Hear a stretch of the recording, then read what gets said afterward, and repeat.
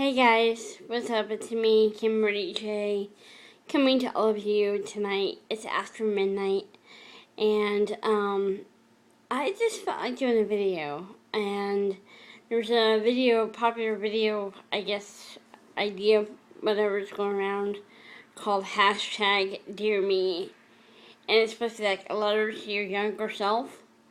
Like, if you could go back in time, what would you tell yourself when you were in grade school, junior high, high school? What advice would you give your younger self? So, this is all, like, if you search the hashtag Dear Me on YouTube, you'll see a lot of videos for that. And I'm late to the game. I'm one of the last people to hear about it. But I felt like doing it tonight for some reason, so I'm going to do it. Let me adjust this a little bit. I apologize for how I look. It's the end of a long day, tired, but I just felt like I needed to do this video before I go to sleep. Advice to my younger self. Most of my life, I've been what you would call a people pleaser. I would go out of my way to make someone happy, even if it meant sacrificing my own happiness, time, energy, money, that kind of thing. So,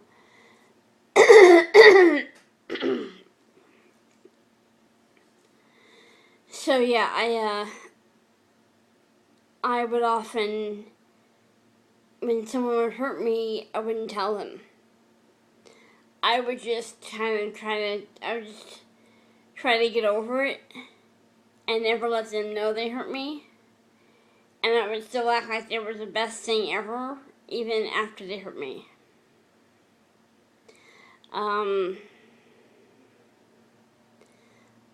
It's hard to even talk about this stuff because I fought this for so long now. It seems like I've been fighting this for so long. It's only been a few years now I've been fighting against this, but, you want to make people happy. You want to be the kind of person that spreads happiness wherever you go. You want to be a positive person. You don't want to be negative, holding a grudge, that kind of thing. And so I sacrifice a lot for people that I know would never sacrifice for me. I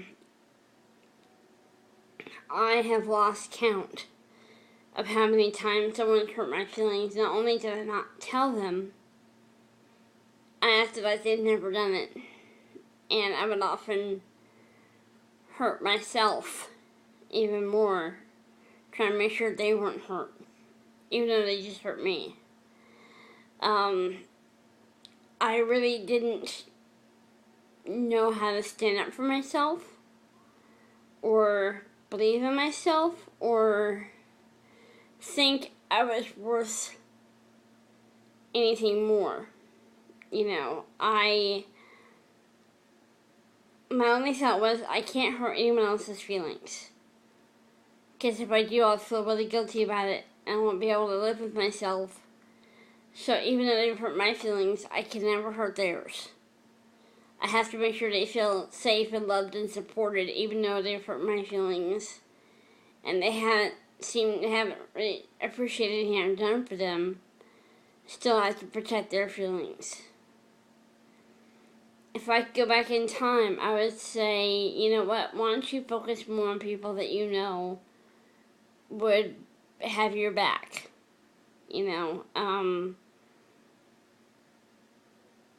Grow a spine.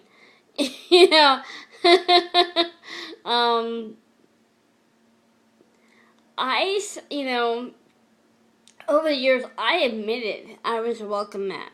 I was a floor mat. People would either take advantage of me or not be sensitive about things I was going through. They couldn't see the old saying goes, they couldn't see past the end of their own nose, and they didn't really understand some of the things I was going through. And the biggest example I can think of is when, and this is not easy to talk about either, but I'm going to. I was working at a thrift store here in town, here where I live. It's many, many years ago.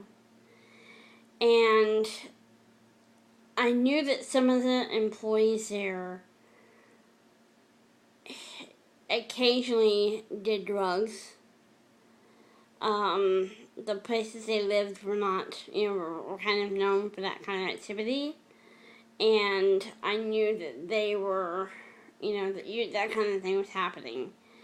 And there were two things that happened while I was working there that really I should have stepped up and said something, and I didn't. Okay?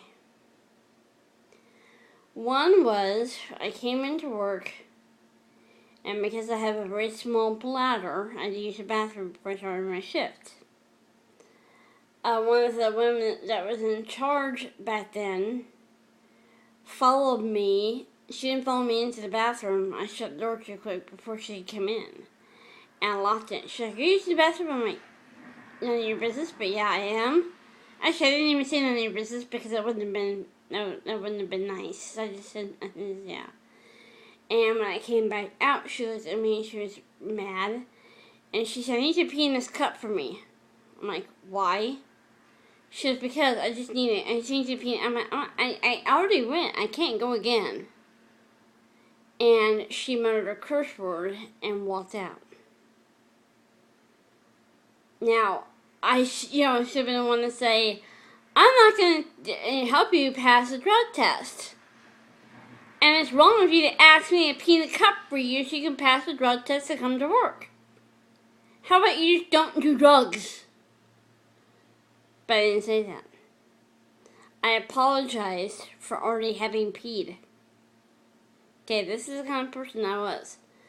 The second time was there was a woman working there who I didn't know was using drugs. I had no idea. She always had, she had a beautiful smile on her face. She always seemed, pretty happy and upbeat. And she was working there, and somehow, I don't know how, somehow she got, I'm not sure why, but she got fired. Or she was let go, whatever you want to call it. And I didn't know she was let go. I found out like a couple days after that she'd been let go or she'd been fired one too. I was like, "Oh, that's too bad. I miss her." Well, apparently because all the girls that worked there, apparently they all knew each other. I'm guessing that they all hung out together away from work and probably maybe even, did drugs together. Because they kind of had each other's back all the time. So when this one woman, I'm not going to give you her real name, I'll just say her name is Stacy. It's not her real name, but I'll just say her name is Stacy. When Stacy was let go, I was like, "Oh, that's too bad. I really miss her." She came in about 3 days after she'd been fired or let go. She came in at night about 10 minutes before we had to close. And she came in, she smiled, "Hi," And as I think back, as I've thought back many times since then, I'm pretty sure she told the girls, "I'm coming by." Because they weren't surprised she was there, which kind of struck me as strange. She said she was smiling and happy, and she came up to me and put her arm around me and said, "I wonder if I can talk to you for a minute." I'm like, "Yeah, sure." So I asked one of the little ladies, "Can you watch my register while I'm away? I'm going to go on my break." And she, oh God, it's hard to talk about.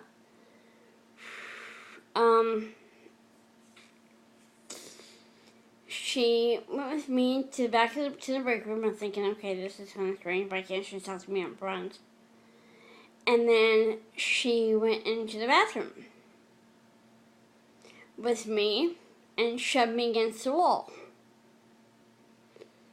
to my back, and I hit the wall like that. And she said, "How in the hell dare you?" And she went like this. I thought, oh my God, what the heck? You know, I'm like, what is going on? And that moment, Travis about to hit my face. I'm like, what is going on? What the heck? So I learned or added it all together later on, figured out they had told her that I was the reason she got fired, but that was not true. I never said one negative word about her or anyone else there while I was employed. I never said one bad word about anyone there. I tried to mind my own business and do my job. But she reared back and was going to hit me, and she had the most angry look on her face. And back then I didn't know the signs of someone being high or being on drugs. Now I do. Back then I did not. If I looked for it, I probably would have seen it. But she reared back like this to hit me. I'm like, oh my God, I'm going to get hit for the first time in my life. And then she just stopped and stared at me. That was the longest few seconds of my life. And she just went, "Ugh!" like that. And she didn't hit me in the face. She just slammed her fist down and kind of growled. And she turned and walked out of the bathroom and the door slammed shut. And I just collapsed and started bawling. I was like, instead of saying, what the heck is going on? Why are you mad at me? What the heck did I do? I didn't do, instead of trying to explain myself, I just stood there. And she could have hit me. She could have hit me square in the face. And I wouldn't have been able to do anything. And it's just that's what I've done my whole life. No matter how much someone hurts you, pretend that it didn't exist. Pretend they didn't hurt you. Pretend they're still your best friend. Pretend they're still the person that you love. And just forgive them. God forgave you, so you need to forgive them and move on.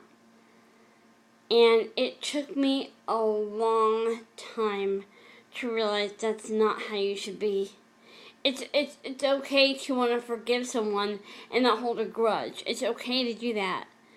But for the love of God, at least tell them, hey, you really hurt me with this. You crossed the line when you did this. That kind of thing. So there are two separate scenes. One where a woman asked me to pee in a cup for her. And the second time when I almost got punched in the face. For nothing. I did nothing wrong. I found out later on, they even had the store manager, convinced that I was trying to get them in trouble. I never said a word about them.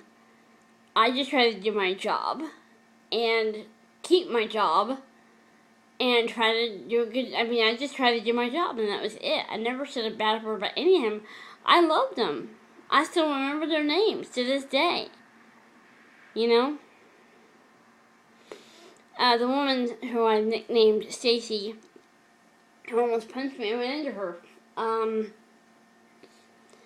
My mom was in the hospital. She was very sick with cancer, just a few months before she died. And I was preparing to get on an elevator to go up to see her. And the elevator was open, and there's Stacy. And I just froze. I was preoccupied with thinking about my mom, and is she gonna die? Is she not gonna die? She's, worried about my mom and everything, and to see her just totally knocked me off guard. I had no idea how to react. And she came up to me and she said, how are you? And I said, I just was stunned. I was like, I'm okay. She's like, I'm glad to hear that. And then she walked off. Nothing. I could have said, what the heck were you thinking? Why did you almost punch me? I could have, I never, ever stood up for myself. I didn't think I was worth standing up for. And this whole video idea about, dear me, what letter would you write to your younger self? This is it. This is what I would write. I wish I would have seen back then what an incredible, without sounding like I'm bragging, because I'm not, that I wish I would have known that I was worth standing up for and fighting for, you know? It's not about saying, okay, back then I wouldn't have said anything, but now I'm telling you you were wrong, and now I'm going to hold a grudge against you, and I'm not going to forgive you, and I'm not going to, that's not what I'm saying, you know what I mean? Being able to forgive someone from your heart and move on is good. Those are good things. I'm not saying they're bad things, but you gotta be able to stand up for yourself, you know? When my family hurts me, when friends hurt me, I now know how to go about talking to them, you know? For instance, for an example, I wasn't going to bring this up, but I guess it will, because it's the best example I can think of. When I was having some nausea and some stomach issues, the morning that my family was going to go with my dad to a small town, it's a small little town about an hour or so away, and we were going to be surprising him with a ride on an airplane for his birthday. That morning I was having some digestive issues, some stomach issues, and I called my dad, and I made a video about this. You can watch it on my channel. It's called What Happened Last Friday. I think it's what the name of it is, What Happened Last Friday. And I called my dad, and I said, listen, if I don't come out, when you pick me up, if I don't come right out, I need you to understand I'm having some issue, if it's this and this and this, you know, so I want you to understand that. And my dad said, well, if you're feeling like that, you probably shouldn't come with us. Now, my dad, he just thought we were having a simple lunch for his birthday.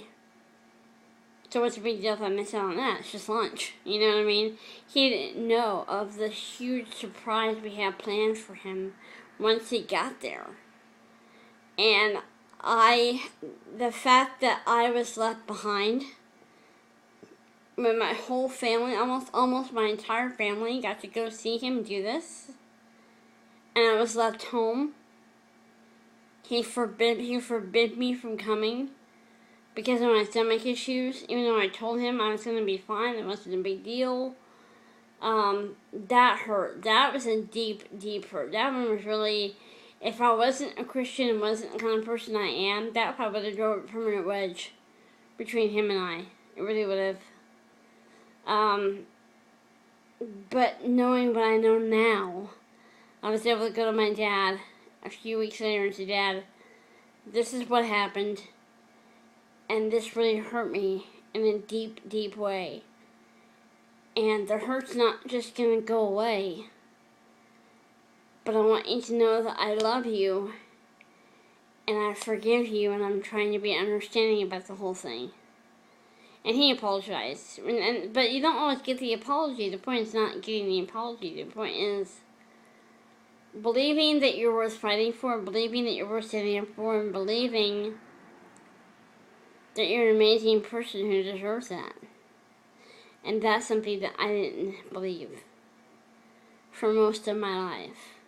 That's why I almost got punched in the face and I still didn't say a word. You know, when people insult me, I used to say, yeah, you're right, I am ugly. Yeah, you're right, I am stupid. But I figure if I admit it, then when you say it, it won't hurt as much, you know? Ha ha ha ha ha ha.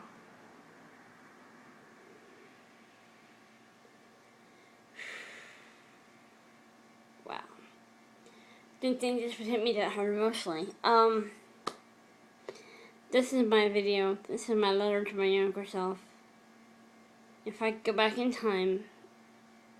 Oh my god, why am I getting emotional? If I go back in time and see that little girl, I would say to her, believe in yourself and know that you deserve to stand up for yourself and be proud of who you are. That's what I would say to my younger self. I'm going to go ahead and go, and Wow, I did not expect this to make me that emotional. I'm gonna go ahead and go. Thank you guys for watching. Until next time, this is me, KimberlyJ. Peace out, guys. I love you. Bye.